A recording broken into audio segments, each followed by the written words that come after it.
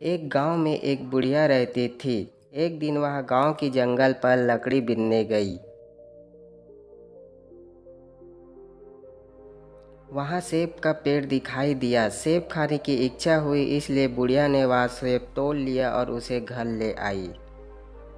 जैसे ही बुढ़िया सेब खाने लगी, सेब बोला, मामा मुझे मत खाओ, मैं तुम्हारा बेटा हूँ।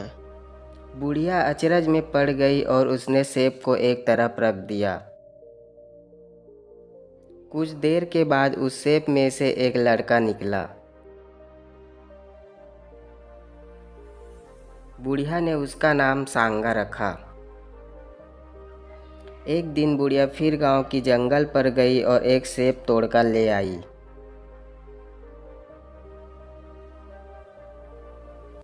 बुढ़िया जैसे ही उसे खाने लगी तो सेब बोला, माँ मुझे मत खाओ, मैं तो तुम्हारा बेटा हूँ। बुढ़िया चंभे में आ गई और सेब को दूर रख दिया। कुछ देर के बाद उसमें दूसरा बालक निकला। बुढ़िया ने उसका नाम सरवन रख दिया। हर रोज की तरह बुढ़िया जंगल में जाती और सेब लाती।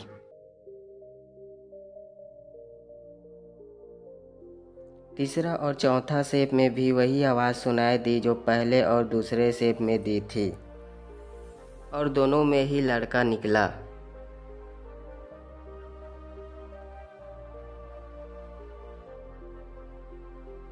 जिसका नाम बुढ़िया ने लाखा और लक्ष्मण रखा।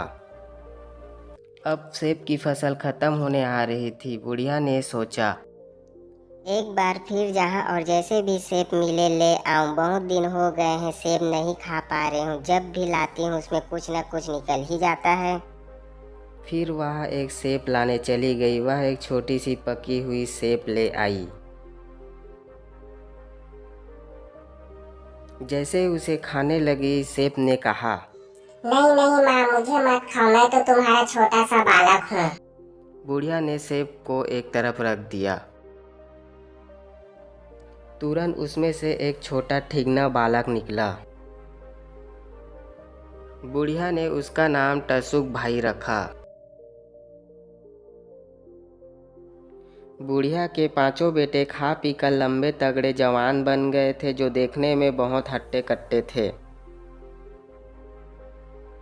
एक दिन बुढ़िया जंगल में लकड़ी बीनने गई। रास्ते में उसे एक शेर मिला। शेर ने कहा, बुढ़िया, ए बुढ़िया, मैं तुझे खा जाऊंगा रे बुढ़िया। हाँ। बुढ़िया ने कहा, अरे भैया, मुझे तू कैसे खा सकता है? तू तो मेरा भाई होता है भाई। अगर तू मुझे खा जाएगा तो तेरे भांजे अनाथ नहीं हो जाएंगे? शेर ने मन ही मन सोचा, अकेली एक बुढ़िया को खाने से अच्छा यह है कि मैं भांजे सहित इस बुढ़िया को खा जाऊं। हाँ। शेर बोला, ओ बहना, मैं अपने भांजों को देखने आऊंगा। तुम भांजों से मेरी पहचान करा देना, मैं कल शाम तुम्हारे घर पहुंचूंगा। हाँ। बुढ़िया वहाँ से चली गई। घर आकर बुढ़िया ने अपने बेटे को सारी बातें सुना दी और सबको सावधान कर दिया। दूसरे दिन शाम को शेर आया। मामा के साथ सब भांजे थे। भांजों ने मामा का अच्छा स्वागत सत्कार किया। फिर भांजों ने मामा से कहा, मामा एक कहानी सुनाओ ना। इस पर शेर कहानी सुनाने लगा। पहले खाऊंगा सांगा सरवन, फिर खाऊंगा लाखा लक्ष्मण, फिर खाऊंगा टसुक भाई को, फिर खाऊंगा बुढ़िया माई को। हाँ।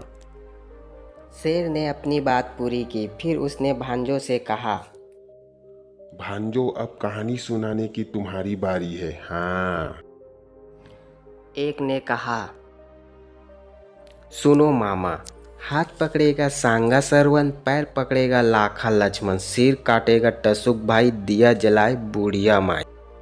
यह सुनकर शेर का दिल घबरा गया और वह पूंछ उठाकर जंगल में भाग गया।